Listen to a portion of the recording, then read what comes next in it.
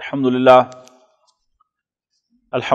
نحمده ونستعینه ونستغفره ونؤمن به ونتوکل علیہ ونعوذ باللہ من شرور انفسنا ومن سیئات اعمالنا من يهده الله فلا مضل له ومن يضلله فلا هادی له ونشهد ان لا الہ الا اللہ وحدہ لا شریک له ونشهد ان سیدنا محمدا عبدہ ورسولہ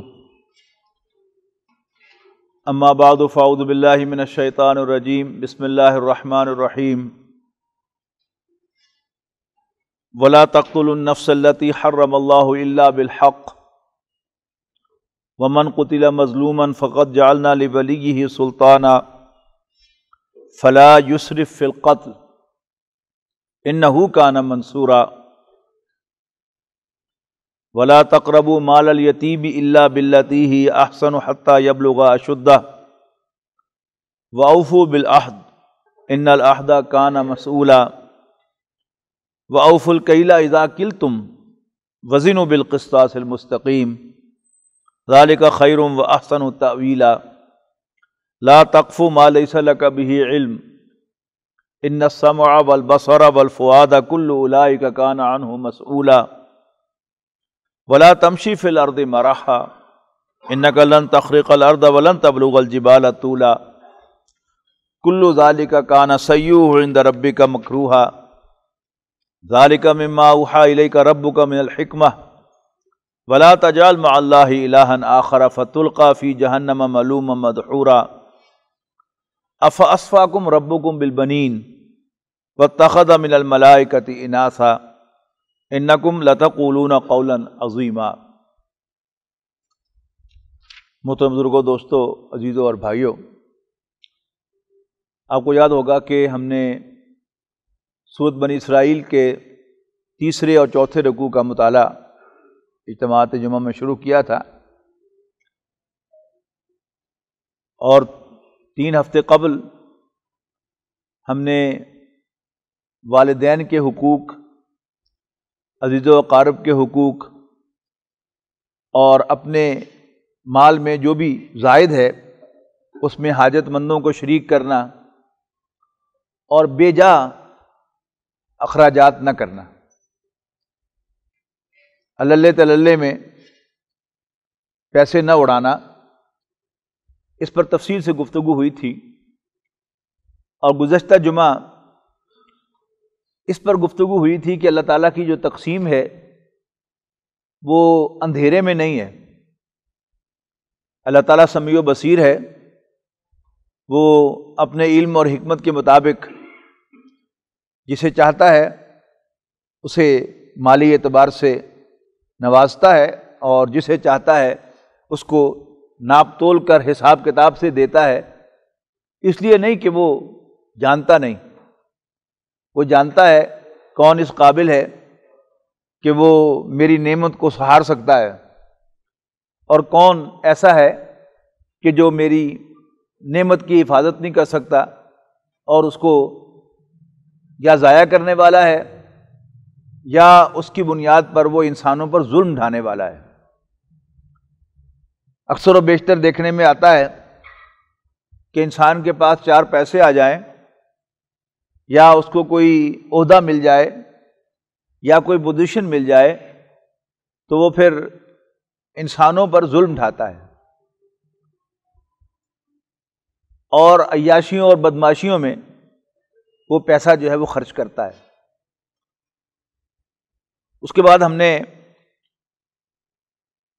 یہ پڑھا تھا کہ مفلسی کے ڈر سے، تنگ دستی کے ڈر سے اپنی اولاد کو قتل نہ کرو،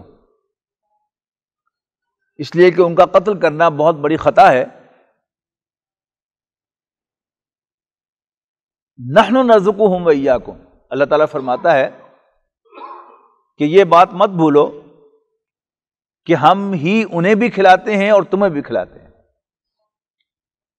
نہ ہم اپنی ذات کے رازق ہیں اور نہ ہم اپنی اولاد کے یا اپنے ڈیپینڈنٹس کے رازق ہیں، رازق اللہ تعالیٰ کی ذات ہے، وہی ہمیں بھی کھلا رہا ہے اور ہمارے ذریعے سے وہ ہماری اولاد کو بھی کھلا رہا ہے۔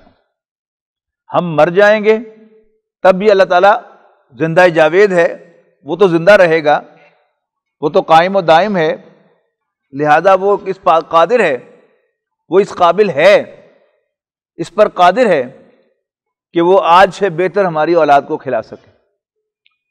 جب تک انسان کی سوچ میں یہ چیز پیدا نہیں ہوتی تو پھر انسان حقیقتاً کسی کام کا بھی نہیں ہے۔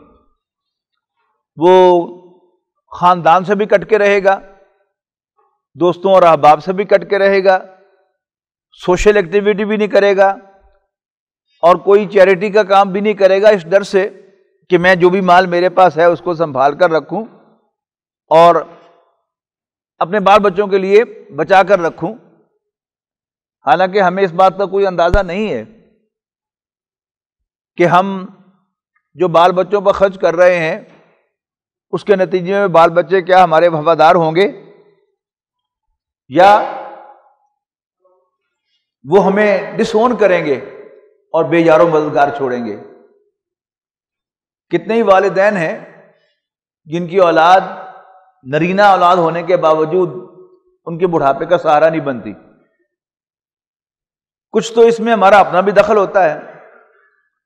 ہمارا کوئی بچہ امریکہ میں جا کے، کینیڈا میں جا کے، یورپ میں جا کے سیٹل ہو جائے تو ہم بڑے خوش ہوتے ہیں، مبارکبادیں دیتے ہیں، مبارکبادیں وصول کرتے ہیں، اور پھر بوڑھے ماں باپ ایک بڑے گھر میں اکیلے رہ رہے ہوتے ہیں اور بچوں کی شکل کو ترس رہے ہوتے ہیں۔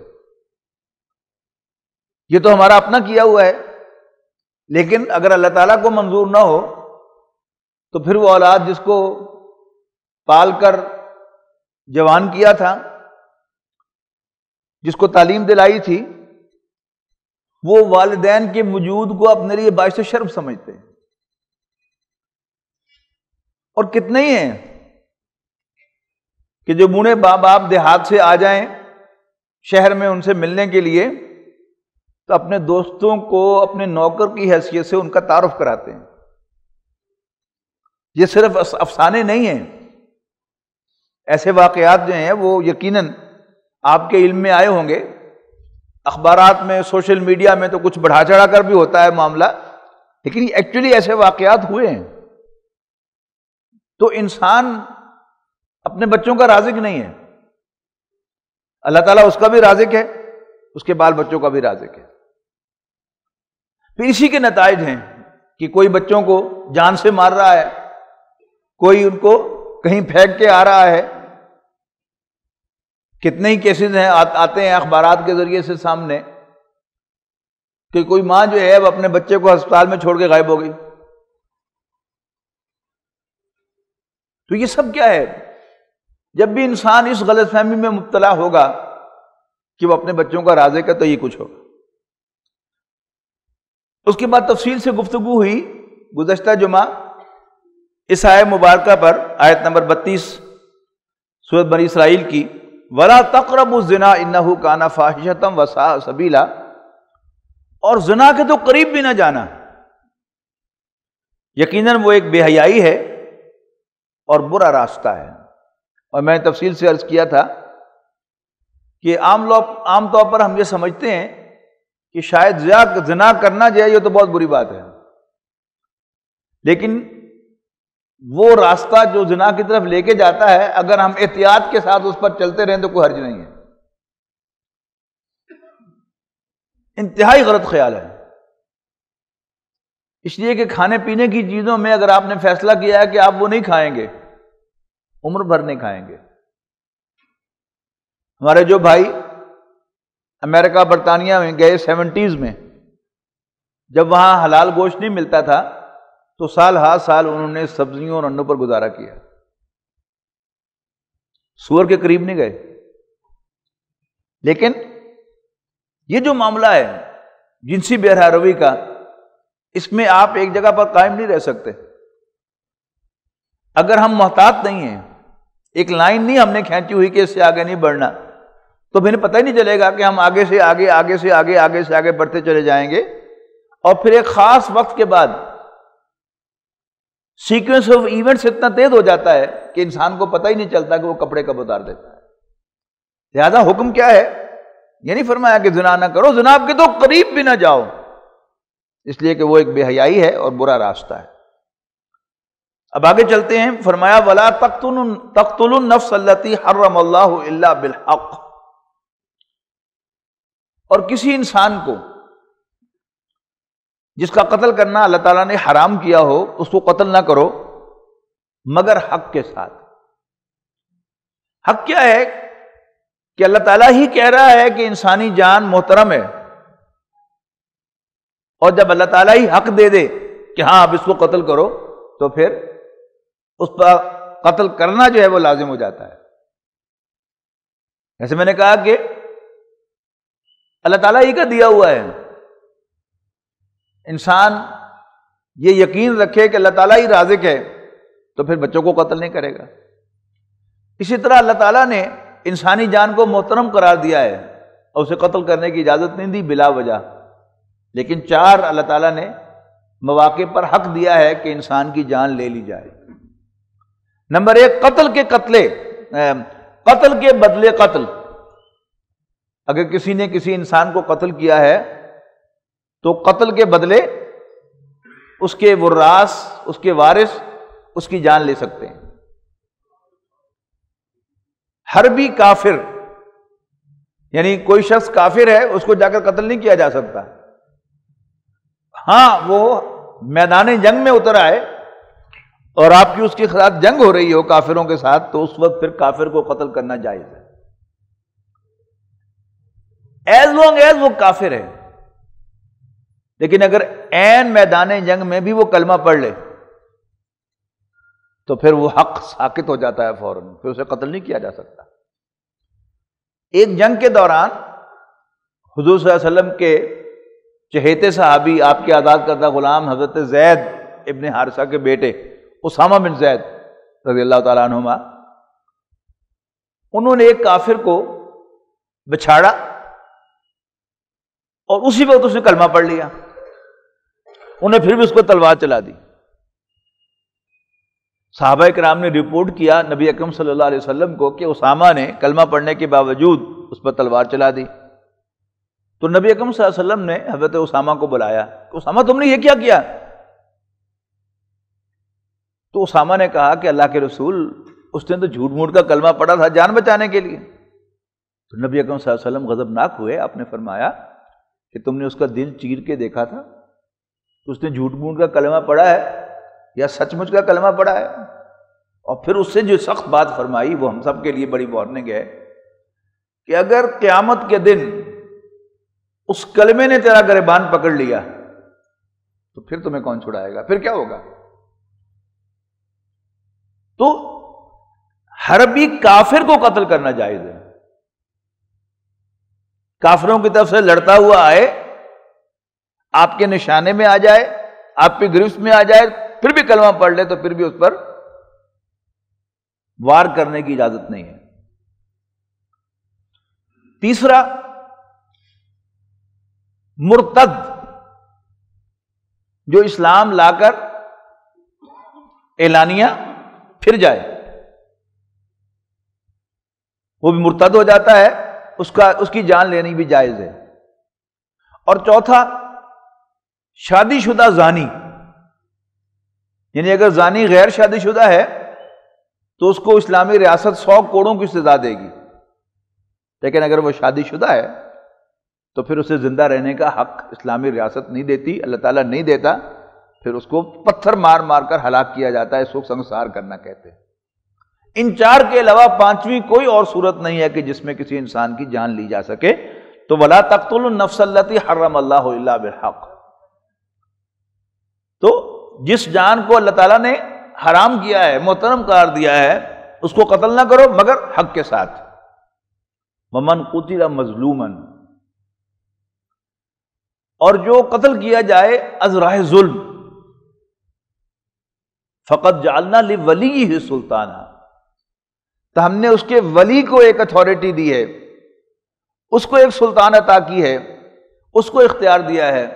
یہ اختیار کیا ہے؟ بنیادی بات سمجھ لیجئے کہ انگریز کے قانون میں اور اسلامی قانون میں یہ 2 جرائم جو ہیں بدکاری، زنا اور قتل، یہ دونوں جو ہیں وہ مختلف آفینسز شمار ہوتے ہیں۔ انگریز کے قانون کے مطابق، رومن لاء کے مطابق، قتل جو ہے یہ آفینس اگینسٹ دا اسٹیٹ ہے، ریاست کے خلاف جرم ہے، ریاست ہی اس کو پروسیکیوٹ کرتی ہے، ریاست ہی اس کو جج کے سامنے مجرم کے طور پر پیش کرتی ہے پروسیکیوٹ کر کے، اور ریاست کی طرف سے جو جج مقرر ہے وہ اس کو سزا دیتا ہے، سزا سناتا ہے، اور پھر ریاست اس سزا کو نافذ کرتی ہے، اور اس سزا کو معاف جو ہے وہ بھی ہیڈ آف دی اسٹیٹ کر سکتا ہے۔ برطانیہ میں کوئین معاف کر سکتی ہے، اور پاکستان میں صدر پاکستان کے سامنے جب رحم کی اپیل کرتا ہے کوئی مجرم جس کو سپریم کورٹ نے بھی مجرم قرار دیا ہو، صدر اسلامی جمہوریہ پاکستان اس کی وہ سزا معاف کر سکتے ہیں۔ اس کے مقابلے میں انگریز کے قانون میں زنا جو ہے یہ آفینس اگینسٹ دا پرسن ہے، یہ آفینس اگینسٹ اسٹیٹ نہیں ہے۔ اچھا، کیونکہ یہ آفینس اگینسٹ دا پرسن ہے، لہذا اگر باہمی رضامندی سے کیا جائے تو وہ جرم ہی نہیں ہے۔ انگریز کے قانون کے مطابق زنا بالجبر، ریپ جو ہے وہ جرم ہے، لیکن اڈلٹری جرم نہیں ہے۔ اڈلٹری کو کرے، زنا کوئی کرے باہمی رضامندی کے ساتھ تو کوئی جرم نہیں، لہذا کیوں؟ اس لیے کہ وہ آفینس اگینسٹ دا پرسن ہے، اگر پرسن خود رضامند ہے تو پھر کوئی جرم نہیں۔ اس کے مقابلے میں آئے اسلامی قانون میں، اسلامی قانون میں زنا جو ہے یہ state offence against the state ہے، یہ ریاست کے خلاف جو ہے یہ ایک آفینس ہے، لہذا اس کو پروزیکیوٹ بھی ریاست کرے گی، سزا بھی اس کو سنائے گی، تو ریاست کا کوئی جوڈیشل سسٹم سنائے گا، البتہ ہیڈ آف دی اسٹیٹ اس کو معاف کر سکتا ہے۔ لیکن قتل جو ہے وہ اسلامی قانون کے مطابق یہ آفینس اگینسٹ دا پرسن ہے، اور وہی بات جو انگریز کے قانون میں زنا کے سلسلے میں ہے، یہاں اب کیا ہے؟ مقتول کے وارث کے پاس اختیار ہے، جیسے یہاں کہا گیا فقط جعلنا لولیہ سلطانہ، ہم نے اس کے ولی کو اختیار دیا ہے، اس کو سلطان دی ہے، اس کو اتھارٹی دی ہے، وہ چاہے تو جان لے سکتا ہے اس کا ولی، چاہے تو خون بہا لے سکتا ہے کہ مجھے بلڈ منی دے دیں، یہ بھی جائز ہے، یا وہ چاہے تو بالکل معاف کر سکتا ہے۔ جیسے انگریز کے قانون میں اگر عورت جو ہے وہ معاف کر دے یا کہے کہ جی میری رضامندی سے ہوا ہے تو کوئی جرم نہیں، یہاں اگر مقتول کے وارث بالکل معاف کر دیں تو اس کا جرم ختم ہو جائے گا، اگر وہ بلڈ منی کا تقاضا کریں تو وہ دے کر کیس ختم ہو جائے گا، اور اگر وہ تقاضا کریں کہ ہمیں تو جان کے بدلے جان چاہیے تو پھر اسلامی ریاست کی ذمہ داری ہوگی کہ وہ اس مجرم کو، اس قاتل کو وہ موت کی سزا دیں۔ اچھا، اس سے آگے بڑھ کر ایک بات کہی، فلا یسرف فی القتل، اب مقتول کے وارث بھی قتل میں کوئی زیادتی نہ کریں، یعنی وہ قتل کرنے کے بعد اس کا مصلح بھی کریں، آگے بڑھ کر اس کو مزید نقصان بھی پہنچائیں، یا اس کی لاش پر جوتے بھی ماریں، اس کی اجازت نہیں ہے۔ فلا یسرف فی القتل، انہیں بھی چاہیے کہ وہ قتل میں تجاوز نہ کریں، ایک حد سے آگے نہ بڑھیں، بس جان لے لی ٹھیک ہو گیا۔ انہ کان منصورا، اس لیے کہ وہ بھی اللہ تعالیٰ کی طرف سے مدد کیا گیا ہے۔ اللہ تعالیٰ کا یہ معاملہ جو ہے یہ بڑا اہم ہے، نوٹ بردی ہے۔ نمبر ایک، اللہ تعالیٰ سب کا برابر کا خالق ہے، اور دوسرا وہ سب کا برابر کا رب ہے۔ جہاں اللہ تعالیٰ ریت کے ذرات کا بھی مالک ہے، خالق ہے، پیدا کرنے والا ہے، وہ پودوں کا بھی پیدا کرنے والا ہے، وہ چیونٹیوں کا بھی پیدا کرنے والا ہے اور شیروں اور ہاتھیوں کو بھی پیدا کرنے والا ہے، اسی طرح وہ انسان کا بھی پیدا کرنے والا ہے۔ اور پھر انسانوں میں کوئی تقسیم نہیں ہے کہ اللہ تعالیٰ نے بادشاہوں کو خود پیدا کیا ہے اور باقیوں کو کسی اور سے پیدا کرایا ہے، یا جو صاحب ثروت لوگ ہیں ان کا خالق تو اللہ ہے، لیکن غریبوں کو خالق کوئی اور تو نہیں ہے، سب کا برابر کا خالق اللہ تعالیٰ ہے۔ ایسے ہی اللہ تعالیٰ سب کا سانجھا رب ہے۔ اللہ تعالیٰ جو ہے وہ امیروں کا بھی رب ہے، غریبوں کا بھی رب ہے، وہ گوروں کا بھی رب ہے، کالوں کا بھی رب ہے، وہ مردوں کا بھی رب ہے، عورتوں کا بھی رب ہے، وہ بڑوں کا بھی رب ہے، بچوں کا بھی رب ہے۔ اسی طرح یہاں ایک اور نقطہ بھی نوٹ کر لیجئے کہ اللہ تعالیٰ قاتل کا بھی رب ہے اور مقتول کا بھی رب ہے۔ اللہ تعالیٰ قاتل کو مقتول کو یہ حق تو دیتا ہے کہ وہ بدلہ لے لے، لیکن اس کو بھی مقتول کو بھی، یعنی اس کے وارثوں کو بھی قاتل پر زیادتی کرنے کی اجازت۔ تو اللہ تعالیٰ جو ہے وہ سب کی نگہداشت کرتا ہے، سب کا سپروائزر ہے، سب کا حفاظت کرنے والا ہے۔ وَلَا تَقْرَبُوا مَالَ الْيَتِيمِ إِلَّا بِالَّتِي هِيَ أَحْسَنُ، یعنی یہ دوسرا موقع ہے کہ اسی ایک مقام پر مال کے بارے میں پھر ذکر آ رہا ہے۔ پہلے کیا تھا؟ سرپلس مال کے ساتھ کیا کرو کہ اس کو صدقات و خیرات میں لگاؤ اور اللہ تعالیٰ میں نہ لگاؤ۔ اس کے بعد فرمایا کہ یہ جو مال کی کمی بیشی ہے یہ اللہ تعالیٰ خود کر رہا ہے، غلطی سے نہیں، اپنے علم کے مطابق۔ انہ کان سمیعا، انہ کان بعبادہ خبیرا بصیرا، یقیناً وہ اپنے بندوں کو دیکھ بھی رہا ہے، پوری طرح خبردار بھی ہے۔ اب ایک تیسری ڈائمنشن آ رہی ہے مال کی، وہ کیا ہے کہ ناحق کسی کا مال نہ کھاؤ، ناحق کسی کا مال نہ کھاؤ۔ اور اس میں جو خاص طور پر کہا جا رہا ہے وہ کیا ہے؟ وہ مال یتیم ہے۔ اور پھر ہماری اردو زبان میں یہ محاورہ بن گیا کہ کسی بھی جگہ احتیاط کرنی ہو تو کہا جاتا ہے کہ یتیم کا مال سمجھو اس کو، یعنی ہمارے ہاں یوں سمجھیے کہ اس محاورے کا مطلب کیا ہے کہ مسلمان معاشرے میں یتیم کی نگہداشت، اس کی بڑی بنیادی حیثیت حاصل ہے۔ یہ ہمارے کلچر اور ہماری معاشرتی ایک قدر کے طور پہ ہے کہ یتیم کے مال پر دست درازی نہ کی جائے۔ ہمارے ساتھی، پرانے ساتھی ہیں انجمن خدام القرآن کے، مجھے یاد ہے کہ کئی مرتبہ ہماری مجلس منظمہ یا عاملہ کی میٹنگ میں وہ مجھے توجہ دلایا کرتے تھے، ڈاکٹر صاحب یہ یتیم کا مال ہے، یعنی انجمن کے سارے فنڈز جو ہیں یہ بات ایسے ہی سمجھے کہ یتیم کا مال ہے، ہمیں اس کو بے جا خرچ نہیں کرنا چاہیے، یعنی بڑی اچھی توجہ مجھے دلایا کرتے تھے۔ اللہ نے خوش رکھے، اب وہ صاحب فراش ہیں، وہ ہماری میٹنگ میں نہیں آ سکتے، لیکن جب وہ ہوا کرتے تھے تو کئی دفعہ انہوں نے، خیر صاحب موجود ہیں یہاں پر ہمارے سیکریٹری، تو وہ کہا کہ ڈاکٹر صاحب یہ یتیم کا مال ہے۔ تو کسی کے مال کو جو اپنا نہ ہو اس کو سمجھنا کہ میرا نہیں ہے کسی اور کا ہے، اس کے لیے ہماری اردو زبان کا محاورہ بن گیا یتیم کا مال۔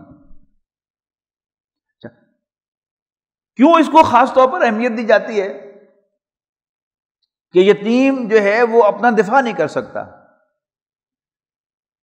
وہ آپ کے خلاف کوئی مقدمہ دائر نہیں کر سکتا، اتنا طاقتور نہیں ہے کہ اب طاقت سے اب آپ کا ہاتھ روک سکے۔ اور خاص طور پر جو اس کی حیثیت ہوتی ہے وہ ہوتی ہے کہ جب یتیم کے سرپرست ہم خود ہوں، کہ کوئی مر گیا، کوئی فوت ہو گیا قریبی عزیز، اب وہ سارا مال جو ہے وہ آپ کے سپرویژن میں آ گیا ہے۔ مال کس کا؟ وہ یتیم کا مال ہے۔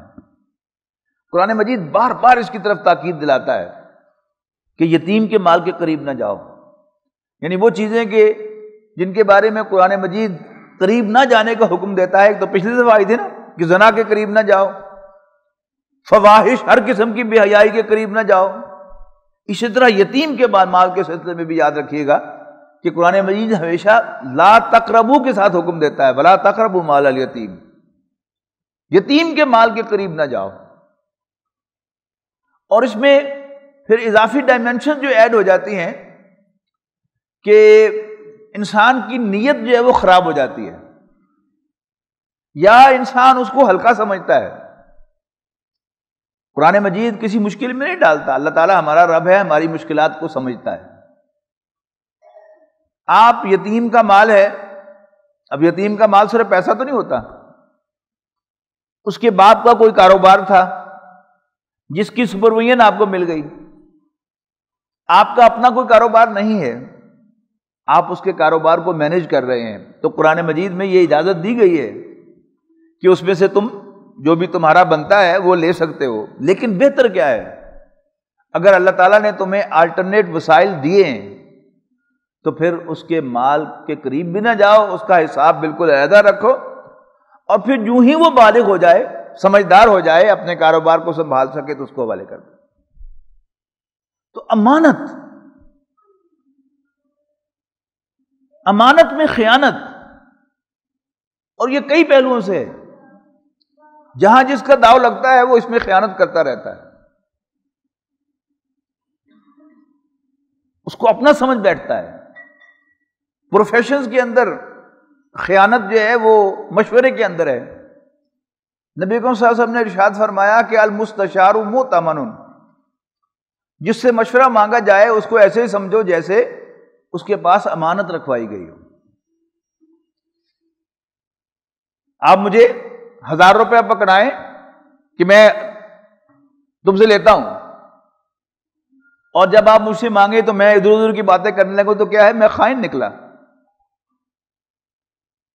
مشورہ جب مانگا جائے کسی سے تو وہ یوں سمجھے کہ اس کے پاس کسی نے امانت رکھوا دی ہے، لیکن اس میں ہم خیانت کرتے ہیں، اس میں ہم اپنی انٹرسٹ دیکھتے ہیں. ڈاکٹرز کے پاس ہم جاتے ہیں، آپ لوگ ڈاکٹرز کے پاس آتے ہیں، فیس ادا کرتے ہیں مشورے کی، لیکن اس کے باوجود ڈاکٹر جو ہے وہ اپنا نفع بھی ساتھ سوچ رہا ہوتا ہے کہ اگر میں یہ علاج کروں تو میرے زیادہ پیسے بنیں گے، یہ علاج کروں تو پیسے کم بنیں گے. اب پھر ایک پورا سلسلہ ہے. شرم کے ساتھ کہنا پڑتا ہے کہ لیبارٹری سے ڈاکٹرز کمیشن لیتے ہیں، اور ڈاکٹرز کی فیس میں سے ہاسپٹل کمیشن لیتے ہیں. حالانکہ سب اپنی اپنی فیس لے رہے ہیں، لیکن لالچ، بددیانتی، خیانت. تو وَلَا تَقْرَبُوا مَالَ الْيَتِيمِ إِلَّا بِالَّتِي هِيَ أَحْسَنُ، یتیم کے مال کے قریب بھی نہ جاؤ مگر اچھے طریقے سے. وہ اچھا طریقہ جو میں نے بتایا ہے کہ آپ کی مجبوری ہے کہ آپ کا بھی کوئی کاروبار نہیں ہے، آپ اس کو مینیج کر رہے ہیں، بجائے کو ملازم رکھنے کے آپ اپنے آپ کو ملازم کی حیثیت سے وہاں رکھ کر، اور جتنی کسی ملازم کو تنخواہ دینی تھی وہ آپ اس میں سے نکالتے ہیں تو وہ جائز ہے. احتیاط کا تقاضا پھر بھی کیا ہے، اگر اس میں آپ کو ملازم رکھتے تو 20,000 کا ملازم رکھتے، آپ احتیاطاً اس میں سے کچھ کم لیں تاکہ کہیں پکڑ نہ ہو. حتیٰ یبلغ اشدہ، یہاں تک کہ وہ اپنی پختگی کو پہنچ جائے، جسے میں نے کہا کہ بالغ ہو جائے، سمجھدار ہو جائے، کاروبار سنبھالنے کے قابل ہو جائے تو اس کے حوالے کر دو. اس کے ساتھ ہی فرمایا وَأَوْفُوا بِالْعَهْدِ، عہد کی پاسداری کیا کرو، وعدے کی پاسداری کیا کرو.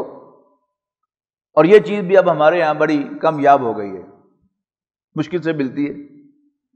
ہم وعدہ کرتے ہیں تو یہ ذہن میں ہوتا ہی نہیں کہ اس کی بھی کوئی پابندی ہے. ایک ہے کوئی مجبوری، دیانتداری کے ساتھ انسان کو وعدہ کرتا ہے کہ میں کل پیمنٹ کروں گا اس امید سے کہ مجھے کہیں سے پیمنٹ آئے گی، اور وہ پیمنٹ نہیں آتی، تو بجائے اس کے کہ وہ آپ سے لینے والا جو ہے وہ آپ کے دروازے پر آ کے آپ کو بتائے، آپ خود جا کر بتائیں کہ بھائی مجھے وہاں سے پیسے نہیں آئے، I'm sorry کہ آج میں تمہیں نہیں دے سکتا، اور جو ہی آئیں گے میں دوں گا. اور پھر کوشش کرے کہ اپنے اخراجات میں سے کچھ کمی کر کے بھی جلدی سے جلدی وہ پیمنٹ کرے. یہ کیا ہے، اگر انسان کو احساس ہو اپنے وعدے کا تو پھر ہی وہ کرتا ہے. اگر اس کی کوئی اہمیت ہی نہ ہو، میں نے کیا کہا، کیا نہیں کہا، کسے نہیں کہا، تو پھر سب کا سب کام جو ہے وہ خراب ہو جائے.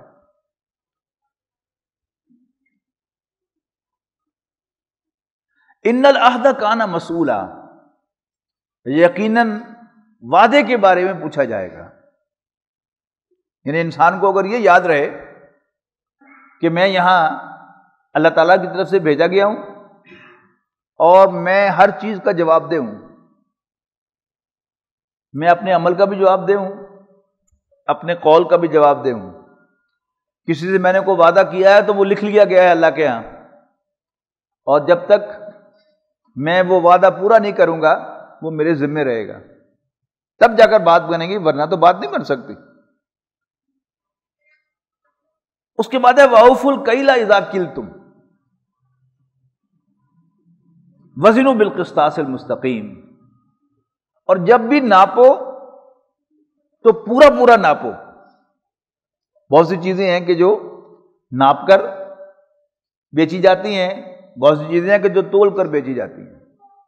کپڑا جو ہے وہ میٹر سے ناپ کر بیچا جاتا ہے اور اجناس جو ہیں وہ تول کر بیچی جاتی ہیں۔ پھر کچھ چیزیں جو ہیں وہ کھانے پینے کی چیزیں کچھ تول کے بیچی جاتی ہیں، کچھ کوانٹٹی کے اعتبار سے یعنی نمبر کے اعتبار سے بیچی جاتی ہیں، درجن کا ریٹ ہے۔ تو جو بھی ہو پورا پورا، اس میں سے کوئی کمی نہ کرنا۔ اور آپ جانتے ہیں کہ تاریخ میں اہل مدین جن کی طرف حضرت شعیب علیہ السلام کو بھیجا گیا تھا، ان کا قصور ہی یہ تھا کہ وہ ناپ تول میں کمی کرتے تھے، ڈنڈی مارتے تھے۔ حضرت شعیب علیہ السلام نے انہیں اللہ تعالیٰ کی بندگی کی دعوت دی اور اپنا تعارف کروایا کہ میں تمہاری طرف بھیجا ہوا اللہ کا رسول ہوں، باز آ جاؤ اس حرکت سے۔ جب وہاں بڑی ایک اور اہم بات کہی گئی ہے، حضرت شعیب نے لوگوں سے کہا کہ تم پر اللہ کا بڑا فضل ہے، پھر بھی تم یہ حرکت کرتے ہو۔ اس کو یوں سمجھیے کہ کوئی بیچارہ غریب آدمی ہے جو پھل کی ریڑھی لگاتا ہے، اب رات ہو گئی ہے، اگر رات ہونے سے پہلے پہلے اس کا پھل بک جائے گا پھر تو اس کو پیسے ملیں گے، اور اگر رات گزر جاتی ہے اگلے دن وہ خراب ہو جائے گا تو اس کا اصل زر بھی ضائع ہو جائے گا۔ ایسا غریب آدمی کوئی تھوڑی بہت جو ہے وہ گلے ایک آدھ پیس گلا ہوا بھی ساتھ ڈال دے تو شاید اللہ تعالیٰ اس کو معاف کر دے،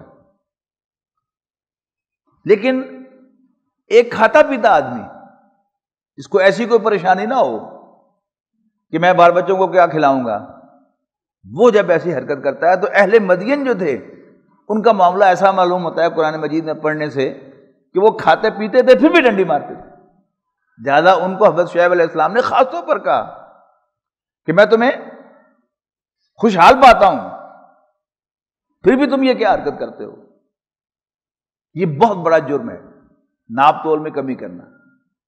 پھر اسی حضرت شعیب علیہ السلام کے الفاظ میں ہی کہا گیا ہے وَلَا تَبْخَسُوا النَّاسَ أَشْيَاءَهُمْ، لوگوں کو ان کے مال سے ان کی چیزوں سے محروم نہ کرو۔ یہ اصل میں کیا ہے کہ جب آپ نے مجھے پیسے دے دیے تو اب وہ مال جو آپ نے خریدا ہے اگرچہ پڑا میرے سٹور میں ہے وہ میرا نہیں ہے، وہ آپ کا ہو گیا، اور اب اگر میں اس میں کوئی کمی کرتا ہوں تو میں آپ کے مال میں سے کمی کر رہا ہوں، وہ میرا مال تو اب تھا ہی نہیں۔ وَلَا تَبْخَسُوا النَّاسَ أَشْيَاءَهُمْ، لوگوں کو ان کی چیزوں سے ان کے مال سے ڈپرائیو نہ کرو، محروم نہ کرو۔ وَزِنُوا بِالْقِسْطَاسِ الْمُسْتَقِيمِ، اور سیدھے ترازو کے ساتھ تولو۔ ذَلِكَ خَيْرٌ وَأَحْسَنُ تَأْوِيلًا، یہ ان اٹسیلف بہتر بھی ہے اور انجام بھی اسی کا اچھا ہوگا۔ یعنی ہم جو ڈنڈیاں مارتے ہیں، جو فراڈ کرتے ہیں، اگر ان سب کا ہمیں حساب دینا پڑا تو کیا ہم حساب دے سکیں گے؟ نہیں، ہم تو ایک پائی کا حساب بھی نہیں دے سکتے۔ جبکہ اگر ہم اپنی گریبانوں میں جھانکیں تو ہم بے شمار ڈنڈیاں مارتے ہیں۔ کوئی پروفیشنل آدمی ہے تو اپنے مشورے میں ڈنڈی مار رہا ہے، کوئی ملازم ہے تو وہ اپنی ڈیوٹی میں ڈنڈی مار رہا ہے، اور کوئی ایمپلائر ہے تو وہ اس کی سیلری دینے میں ڈنڈی مار رہا ہے۔ اب سیلری ڈیو تو ہو جاتی ہے 1 تاریخ کو، لیکن بہت سے ہمارے بھائی ہیں، اللہ ان سب کو معاف کرے اور اس کا سمجھ دے اس کی کہ کتنی بڑی وہ ذمہ داری اپنی پوری نہیں کر رہے، ڈیلے کرتے چلے جاتے ہیں. ایسا نہیں ہے کہ ان کے پاس پیسے نہیں ہوتے، لیکن بس ایک بدنیتی شامل ہو جاتی ہے کہ چلو 2 دن اور پیسے برت لئیے، چلو 4 دن اور برت لئیے. کئی لوگ جو ہیں وہ پیمنٹ میں خام خواہ ڈیلے، آج کل پرسوں، سب کیا ہے؟ یہ دھوکے کی باتیں ہیں، یہ سب ڈنڈیاں جو ہم مارتے ہیں. پیمنٹ بھی کرنی جو ہے وہ کیا ہے؟ لازم ہے، اس میں ڈنڈی مارنا. ایک حدیث یاد آ گئی بڑی خوبصورت. نبی اکرم صلی اللہ علیہ وسلم نے ارشاد فرمایا کہ لا یؤمن احدکم حتی یحب لاخیہ ما یحب لنفسہ، کہ تم میں سے کوئی شخص اس وقت تک مومن نہیں ہو سکتا جب تک کہ وہ اپنے بھائی کے لیے بھی وہی پسند نہ کرے جو اپنے لیے پسند کرتا ہے. ایک دن مجھے خیال آیا پیمنٹ کرتے ہوئے کسی کو، اگر میں نے آپ کو 300 روپے دینے ہیں اور میری جیب میں 100 کے 5 نوٹ ہیں، تو میں اچھے نوٹ اپنے پاس رکھوں گا اور گلے ہوئے نوٹ آپ کو دوں گا. حالانکہ ویلیو ایک جیسی ہے، لیکن اس سے میری ذہنیت جو ہے وہ واضح ہو گئی کہ میں اپنے بھائی کے لیے وہ پسند نہیں کر رہا جو اپنے لیے پسند کر رہا ہوں. اس کا بھی ہمیں خیال رکھنا چاہیے کہ جب ہمارا ایک مزاج جو ہے وہ درست ہوگا، ہمیں ایمان عزیز ہوگا. یعنی آپ کی حدیث کیا ہے کہ تم میں سے کوئی شخص اس وقت تک مومن نہیں ہو سکتا جب تک کہ وہ اپنے بھائی کے لیے وہی پسند نہ کرے جو اپنے لیے پسند کرتا ہے. اگرچہ قیمت ایک جیسی ہے، لیکن میں اپنے پرس میں ذرا اچھی حالت کا نوٹ رکھنا پسند کرتا ہوں اور آپ کو گلا ہوا نوٹ دینا پسند کرتا ہوں، تو اس کا مطلب ہے کہ مجھے ایمان کی ضرورت نہیں ہے، مجھے صرف وہ اچھے دکھنے والے نوٹ کی ضرورت ہے، حالانکہ ویلیو برابر ہے. تو ہم میں سے کوئی شخص یہ پسند نہیں کرتا کہ میری پیمنٹ ڈیلے ہو، لیکن ہم دوسروں کی پیمنٹ کو ڈیلے کرنا اس کو سمجھتے ہیں کہ کیا فرق پڑ گیا، 2 دن بعد دے دیے پیسے تو کیا ہو گیا. حالانکہ حقیقت یہ ہے کہ کوئی وعدہ نہ بھی کرے کل دینے کا، پرسوں دینے کا، جب آپ نے مال خرید لیا تو پیمنٹ آپ کے ذمہ ہو گئی. جب آپ کے امپلائی نے مہینہ جاب کر لی، اب پیمنٹ آپ پر ڈیو ہو گئی. وہ تقاضا کرے یا نہ کرے، اللہ تعالیٰ کو میں اور آپ ہم سب جواب دیں. تو فرمایا وَأَوْفُوا الْكَيْلَ إِذَا كِلْتُمْ، جب بھی ناپو پورا پورا ناپو، وزنوا بالقسطاس المستقیم، اور سیدھے ترازو کے ساتھ تولو، ذالک خیر واحسن تاویلا. یہ سیدھا ترازو جو ہے، یا وہ ترازو جو ہوتا تھا اوپر سے وہ اس کی بار سیدھی ہو تو وہ کیا ہے؟ وہ دیانتداری ہے. اور اس میں ہر جگہ جو ہے جب انسان کی نیت خراب ہو تو جب ہاتھ میں ترازو پکڑ کے تولا جاتا تھا تو وہ یوں کر کے اس کو ٹیڑھا کر دیتا تھا، تو پھر وہ دوسری طرف جھک جاتا تھا. اس کے بعد ہوا کہ جی اس کو ترازو کو ٹانگ دیا جائے تو پھر شاید جو ہے وہ اس میں کوئی بددیانتی نہیں ہوگی، لیکن جس نے کرنی ہے وہاں بھی کر لینی ہے. اب ڈیجیٹل ترازو آ گیا. یہ ڈیجیٹل پیمانے ہمارے سارے پیٹرول پمپس پر موجود ہیں، لیکن خبر ملتی رہتی ہے وقتاً فوقتاً کہ ان پیمانوں میں بھی ہیرا پھیری کی جاتی ہے. بات ساری نیت کی ہے. انسان کی نیت درست ہو تو سارے کام درست ہو جاتے ہیں، لیکن اگر اس نے ادھار کھایا ہوا ہے کہ ڈنڈی مارنی ہے، اس نے ادھار کھایا ہے کہ دھوکہ دینا ہی دینا ہے، اس کا تو کوئی علاج نہیں. ذالک خیر واحسن تاویلا. تو یہ اٹ سیلف بھی بہتر ہے اور اس کا انجام بھی اچھا ہوگا. اس کے بعد فرمایا ولا تقف ما لیس لک بہ علم. یہ ابھی بہت سے اہم مضامین باقی ہیں، انشاءاللہ اس کو ہم اگلے جمعے تک مؤخر کرتے ہیں. اسی پر آج اختتام کرتے ہیں. بجلی بھی نہیں ہے، پنکھے بھی نہیں چل رہے. آخر دعوانا الحمدللہ رب العالمین. فنزل من حمیم وتصلیۃ جحیم ان هذا لهو حق اليقین فسبح باسم ربک العظیم.